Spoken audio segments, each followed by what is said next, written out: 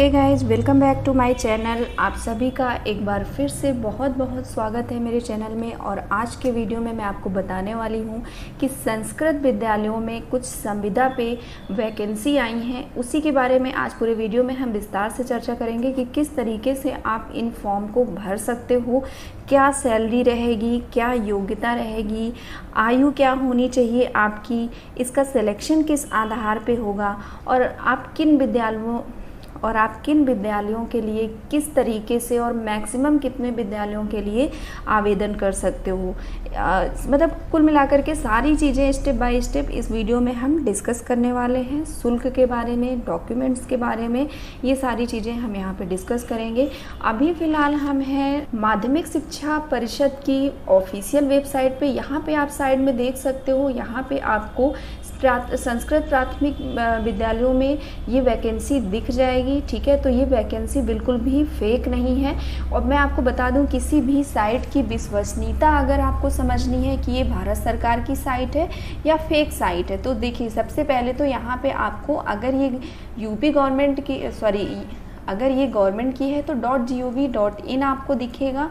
ठीक है, और जब आप यहाँ पे क्लिक कर देंगे, ठीक है, तो यहाँ पे HTTP के बाद में S लगा हुआ दिखेगा। ठीक है, यानी कि ये वेबसाइट पूरी तरह से सिक्योर वेबसाइट है और फर्जी बिल्कुल भी नहीं है। ठीक है, अभी इसकी एक दूसरी वेबसाइट मैं आपको और दिखाती हूँ। ये है sanskrit.eb.gov.in, उत्तर प्रदेश माध्यमिक संस्कृत शिक्षा परिषद। यहाँ पे भी आप देख सकते हो भर्तियाँ। ये देखिए, यहाँ पे भी आपको भर्ती देखने को मिल रही है। बस इस भर्ती का एक वीक पॉइंट ये है कि ये संविदा पे है, बट कोई नहीं, अगर आप कुछ भी नहीं कर रहे हो, आपने संस्कृत से ग्रेजुएशन किया है, हाई स्कूल इंटर किया है, तो आप इसके लिए बिल्कुल एलिजिबल हो। आप इस फॉर्म को भरिए। अभी सैलरी की बात हम आगे वीडियो में करेंगे कि कितना क्या सैलरी इसकी रहने वाली है।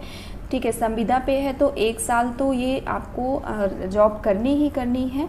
ठीक है, और ज़रूरी नहीं है कि संविदा 1 साल के बाद में आप इससे निकाल ही दिए जाओ। वहाँ पे आपके कार्य करने का स्तर, तरीका, ये सारी चीज़ें चेक होती हैं। तो और इसके आधार पे आपकी जो जॉब है उसको और भी आगे बढ़ाया जा सकता है। ठीक है, ये जॉब संविदा पे तब तक रहेंगी जब तक सरकार की तरफ से संस्कृत के लिए कोई नई वैकेंसी नहीं निकाली जाती है। ठीक है, वैसे ये संस्कृत पे काफ़ी दिन बाद वैकेंसी आई है, तो उनके लिए काफ़ी राहत देने वाली खबर है जिन लोगों ने संस्कृत एज ए सब्जेक्ट के रूप में लिया हुआ था, हाई स्कूल हो या इंटर हो या फिर ग्रेजुएशन उन्होंने संस्कृत विषय से किया है। ठीक है, तो चलिए अब हम आ जाते हैं अपने वीडियो पे। वीडियो को स्किप नहीं करिएगा, नहीं तो फिर आप कमेंट सेक्शन में सारी चीज़ें पूछते हो। तो वीडियो को अगर आप प्रॉपर देखेंगे तो यहाँ पे सारी चीज़ें आपको स्टेप बाय स्टेप मैं कवर करने वाली हूँ। अगर इसका फॉर्म आपको चाहिए, देखिए इसका जो फॉर्म है वो ऑफलाइन भरा जाएगा, ऑनलाइन नहीं फॉर्म आप इसका भर सकते हो। तो ऑफलाइन फॉर्म आपको कहाँ से मिलेगा, किस तरीके से उसको फिल करना है, किस तरीके से उसकी फ़ीस आपको फिल करनी है, सारी डिटेल्स मैं आपको बताने वाली हूँ। तो चलिए स्टार्ट करते हैं। आपने सबसे पहले ये देख लिया है कि संस्कृत की वेबसाइट में हूँ। इन सारी वेबसाइटों का लिंक आपको डिस्क्रिप्शन में मिल जाएगा। सॉरी, सारी नहीं है, 2 वेबसाइट है, यहाँ पे लिंक आपको मिल जाएगा डिस्क्रिप्शन पे। आप चाहें तो इसके नोटिफिकेशन यहाँ साइट से निकाल सकते हो, लेकिन अगर आप नहीं निकाल पा रहे हो तो आप मेरे टेलीग्राम चैनल पर आ जाइए। वहाँ पर आपको ये सारे नोटिफिकेशन मिल जाएंगे, आपको फॉर्म भी मिल जाएगा। वहाँ से आप फॉर्म को प्रिंट आउट करा करके फिल कर सकते हो। देखिए इसकी जो लास्ट डेट है वो है 15 सितंबर। ठीक है, चलिए अभी मैं आपसे थोड़ी बहुत चीज़ें डिस्कस कर लेती हूँ जल्दी से। सबसे पहले यहाँ पे देख लेते हैं लास्ट डेट क्या है, 15 सितंबर है, यानी कि अब बहुत कम टाइम बचा हुआ है फॉर्म फिल करने के लिए। अगर आपने अभी तक फॉर्म फिल नहीं किया है तो प्लीज़ फॉर्म को फिल कर दें, क्योंकि इसकी जो लास्ट डेट है वो 15 सितंबर है। सैलरी आपको 12,000 रुपये मिलेगी और 15,000, 2 तरह के पद हैं। आगे नोटिफिकेशन में हम देखेंगे कि किसके लिए 15,000 है और किसके लिए 12,000। एज आपकी मिनिमम 21 ईयर होनी चाहिए। ठीक है, एज आपकी जब ये वैकेंसी स्टार्ट हुई थी, अभी मुझे डेट नहीं है, अभी देख लेते हैं क्या डेट थी, किस डेट में स्टार्ट हुई थी। शायद 24 या 25 अगस्त से स्टार्ट हुई थी।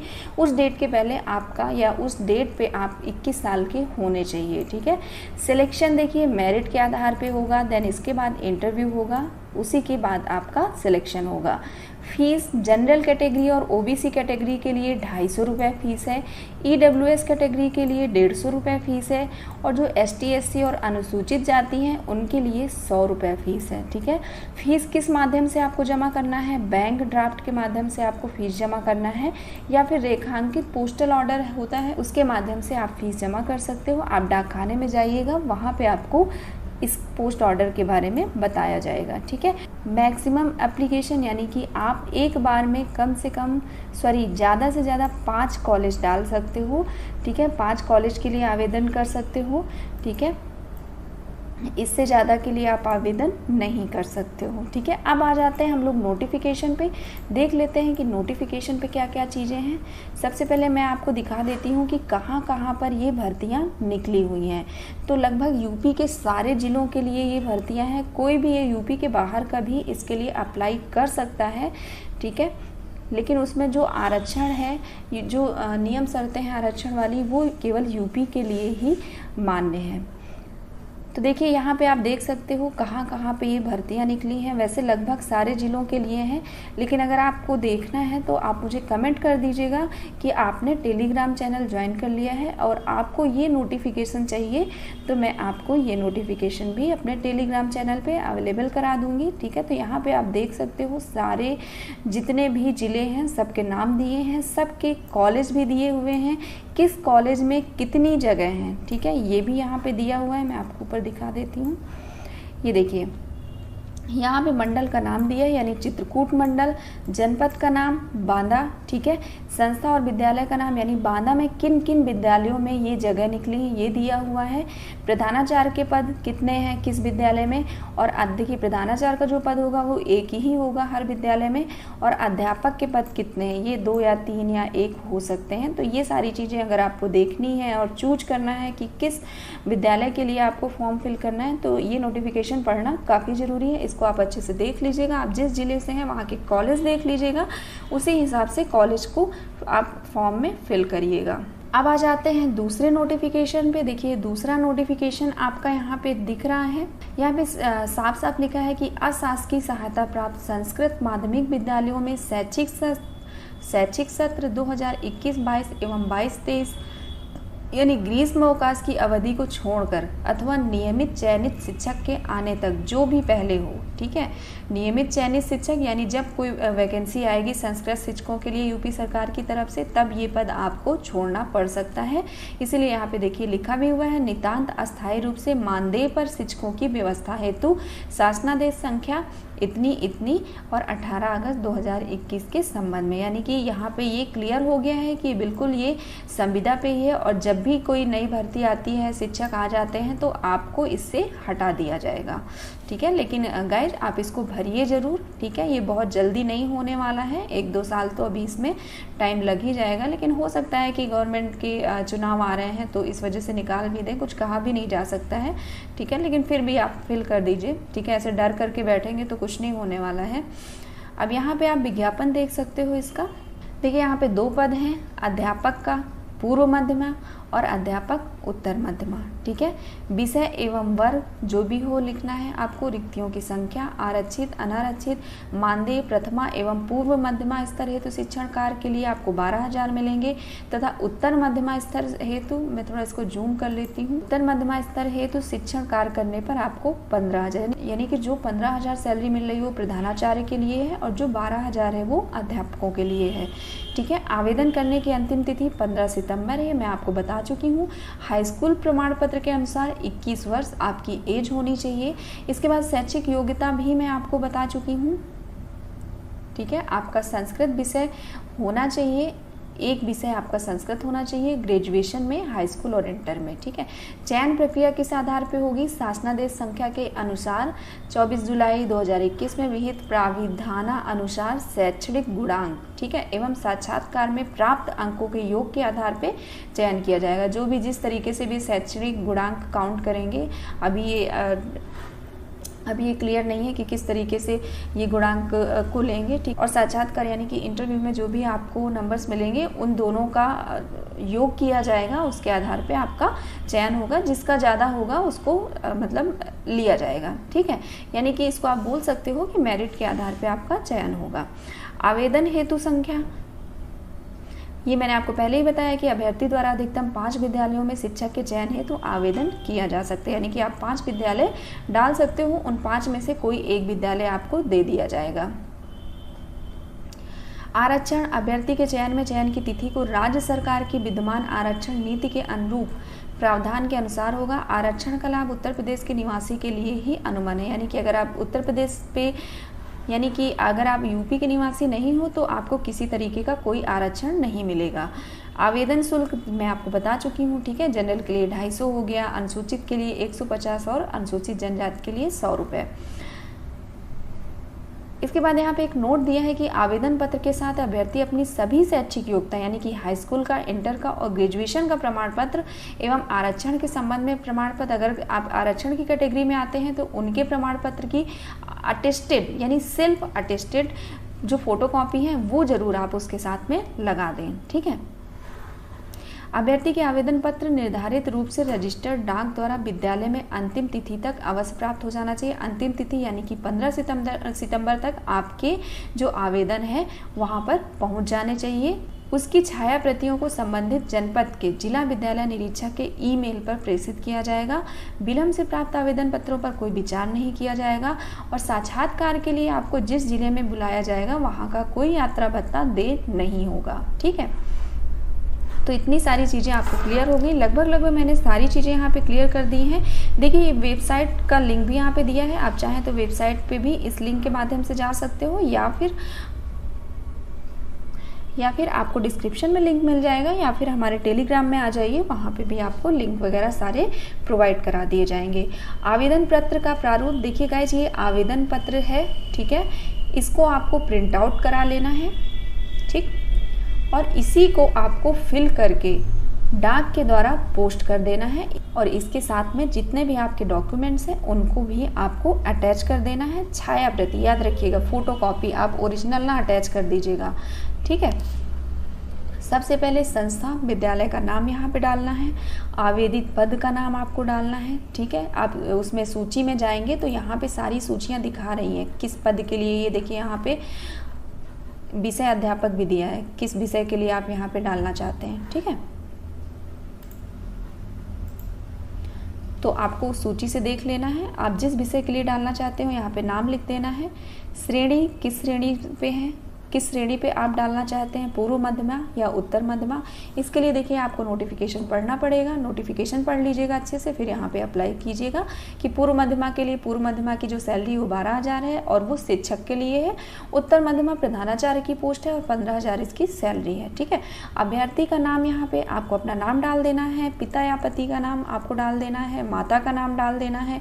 जन्म तिथि आपको हाई स्कूल के हिसाब से डालनी है और हाई स्कूल की मार्कशीट उठाइए और उसमें जो भी आपका नाम है, पिता का नाम है, माता का नाम है और जन्मतिथि जो भी है वो आपको सेम वैसी ही लिख देनी है। श्रेणी किस कैटेगरी में आप आते हैं, सामान्य, ओबीसी, जिसमें भी आते हैं तो यहाँ पे आपको टिक कर देना है। अगर किसी आरक्षण की, रिजर्वेशन की कैटेगरी में आते हैं, मान लीजिए ईडब्ल्यूएस है, तो फिर उसके लिए आपको यहाँ पे टिक करना है और उसका आपको प्रमाण पत्र भी संलग्न करना है। राष्ट्रीयता में आप हिंदू लिख दीजिएगा। स्थायी पता में आप अपने घर का स्थायी पता जो कि जहाँ पे आप रहते हैं, जो परमानेंट एड्रेस है उसको डाल देना है। पत्राचार का पता, मान लीजिए आप परमानेंट एड्रेस पे नहीं रहते हैं, कहीं और रहते हैं, तो आप पत्राचार का पता वहाँ पे डालिए और अगर आप परमानेंट पे ही रहते हैं तो फिर परमानेंट का भी आप यहाँ पे सेम डाल दीजिए। ईमेल आईडी जो भी आपकी है चालू हालत में, ठीक है, वो ईमेल आईडी यहाँ पे डालना है। मोबाइल नंबर जो भी आपका चल रहा है करंट में, वो मोबाइल नंबर आपको डालना है।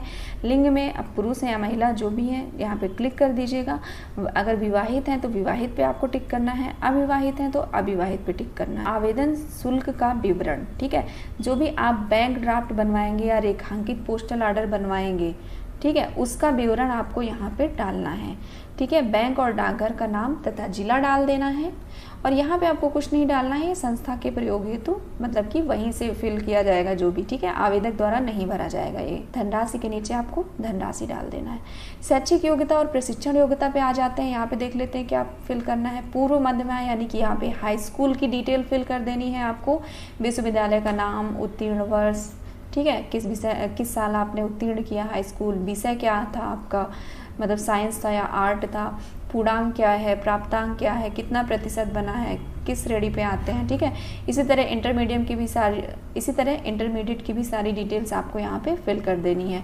फिर बीए की डिटेल्स भी आपको सारी यहाँ पे फिल कर देनी है। ठीक है, बोर्ड, विश्वविद्यालय का नाम, किस वर्ष आपने बीए उत्तीर्ण किया है, क्या सब्जेक्ट थे आपके, पूर्णांक क्या था, प्राप्तांक क्या था, प्रतिशत क्या, श्रेणी क्या है। अगर आपने एमए किया है तो एमए की भी डिटेल आपको यहाँ पे डाल देनी है। अगर आपने बीएड किया है तो बीएड की भी आपको डिटेल डाल देनी है। ठीक है, और अगर आपने पीएचडी किया है तो उसकी भी डिटेल आपको यहाँ डाल देनी है। लेकिन अगर आपने ये सब चीज़ें नहीं की हैं तो आप केवल यहाँ पे बीए तक की डिटेल्स को डाल सकते हो। इसके बाद यहाँ पे अगर अन्य कोई आपने कुछ और डिप्लोमा टाइप में कुछ किया है तो वो भी आप यहाँ पे डाल सकते हो। देखिए यहाँ पे इसके बाद एक नोट दिया हुआ है, सभी शैक्षिक एवं प्रशिक्षण अंक पत्र प्रमाण पत्र की स्वप्रमाणित यानी सेल्फ अटेस्टेड यानी आपके साइन होने चाहिए उस पर फोटोकॉपी संलग्न करना अनिवार्य है। ठीक है, जितना भी आपने यहाँ पे डिटेल्स दी है वो सारे डॉक्यूमेंट्स आप यहाँ पे एक स्टेपलर की मदद से पिनअप कर दीजिएगा इसी के साथ में। ठीक है, घोषणा, इस पे भी आपको क्लिक करना है। ठीक है, इसमें एक्चुअली ऑनलाइन तो है नहीं तो इसमें क्लिक करने का कोई ऑप्शन नहीं है।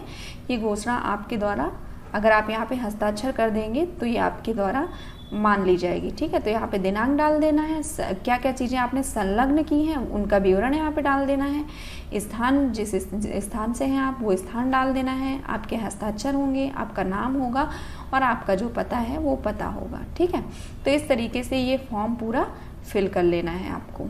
तो गाइज़ ये तो था कि कैसे आपको फॉर्म फिल करना है, क्या क्या चीज़ें इसमें जो ज़रूरी चीज़ें हैं वो सारी चीज़ें मैंने इस पर कंप्लीट कर दी हैं। ठीक है, इसके बाद एक नोटिस मैं आपको दिखाती हूँ, कुछ सामान्य निर्देश आपको यहाँ पे दिख रहे हैं। जैसे कि ये सबको मालूम है कि एक से अधिक पत्नियां जीवित हों या कोई महिला अभ्यर्थी पात्र नहीं होगी, इस टाइप से है। ठीक है, तो इसको भी आप उसमें तो ये भी आपको टेलीग्राम पे मिल जाएगा, इसको भी आप अच्छे से पढ़ लीजिएगा। ये सारी कंडीशंस, वैसे आप जो भी फॉर्म भरोगे तो सारी कंडीशंस अप्लाई होती हैं। ठीक है, कोई भी इसमें हैंडीकैप्ड पर्सन इसको फिल नहीं करेगा। ठीक है, और बाकी यहाँ पे सेल्फ अटेस्टेड होनी चाहिए। साक्षात्कार जब आपका होगा यानी इंटरव्यू होगा तब आपको अपने जो आपके ओरिजिनल सर्टिफिकेट हैं वो सारे साथ में ले जाने हैं। और आवेदन पत्र आपको अच्छी राइटिंग में फिल करना है ताकि वो पढ़ने में समझ में आए, कोई वहाँ पे गलती नहीं करनी है, अदरवाइज वो निरस्त कर दिया जाएगा। विलम्ब से पहुँचने वाले आवेदन पत्र अस्वीकार किए जाएंगे। ठीक है, आवेदन पत्र में आपको अपना न्यूली फ़ोटो, अभी 1-2 महीने का आप मतलब बहुत पुराना फ़ोटो मत चिपकाइएगा, नया फ़ोटो या तो खिंचवा लीजिएगा तो चिपकाइएगा। आवेदन पत्र केवल रजिस्टर्ड डाक के द्वारा भेजा जाएगा। लिफाफे पर पते वाले स्थान के ऊपर बाएं कोने पर विज्ञापन संख्या, पद का नाम, विषय का नाम, वर्ग स्पष्ट शब्दों में लिखना है। इसको आप अच्छे से पढ़ लीजिए। ठीक है, स्क्रीनशॉट ले लीजिए, ये सारी चीज़ें आपको करनी है। ठीक है, केवल एक विषय एवं एक वर्ग के लिए केवल एक आवेदन पत्र मान्य होगा। अतः आवेदन पत्र में लिफाफे पर किसी एक विषय के ही पद का उल्लेख होना चाहिए। ठीक है, एक बार में केवल एक विषय के लिए आप आवेदन कर सकते हो। शैक्षिक अर्हता के लिए जितने भी अंक प्रमाण पत्र हैं, स्थायी प्रमाण पत्र, अंतिम संस्था द्वारा प्रदत्त चरित्र प्रमाण पत्र, यहाँ पे देख लीजिए चरित्र प्रमाण पत्र भी आपको देना है। ठीक है, ये सारे आपको संलग्न करने हैं। अगर आप आरक्षण में आते हैं तो आपको जाति प्रमाण पत्र भी देना है। ठीक है, आवेदन पत्र के साथ प्रेषित किया जाने वाला बैंक ड्राफ्ट सही और पूर्ण होना चाहिए, ये भी आप देख लीजिएगा, चेक कर लीजिएगा। अभ्यर्थियों को पात्रता के संबंध में अभ्यर्थी विज्ञापन को ध्यान से पढ़ें। यदि पूर्णतः है द्वारा अधिकतम 5 विद्यालयों में आवेदन किया जा सकता है। ठीक है, आवेदन पत्र में अगर आप कुछ भी लिख देंगे और उसके साथ में आप प्रमाण पत्र नहीं देंगे, ठीक है, अटैच नहीं करेंगे तो वो आपका रिजेक्ट हो जाएगा। इसलिए जो भी आप वहाँ पे जानकारी डालें उसके सारे प्रमाण पत्र भी आप उसके साथ में अटैच जरूर करिएगा। और बैंक ड्राफ्ट की फ़ोटो कापी अपने पास आपको सुरक्षित रखना है, फ्यूचर के लिए आपको ये सुरक्षित रखना है। जब आवेदन पत्र आप भेजेंगे तो उसके प्रमाण स्वरूप आपको रजिस्ट्री या जब स्पीड पोस्ट आप करते हो तो एक रसीद मिलती है, उस रसीद को भी आपको अपने पास में रखना है। ठीक है, जब भी आप आवेदन पत्र कर रहे हो तो आपकी शैक्षिक योग्यता पूर्ण होनी चाहिए, जो भी आपने वहाँ पे डॉक्यूमेंट्स लगाए हैं। ठीक है, ये सारी चीज़ें मैं आपको पहले ही बता चुकी हूँ। साक्षात्कार के समय आपको कोविड-19 के प्रोटोकॉल का भी ध्यान रखना है। तो गाइज, ये थी संस्कृत विद्यालय में जो संविदा पे मानदेय पे जगह आई हैं उसका एक वीडियो मैंने आपको बना करके दे दिया है। अगर वीडियो अच्छा लगा है तो प्लीज़ इसको लाइक कर दीजिएगा, चैनल को सब्सक्राइब कर दीजिए। Thank you so much for watching my video. Thank you.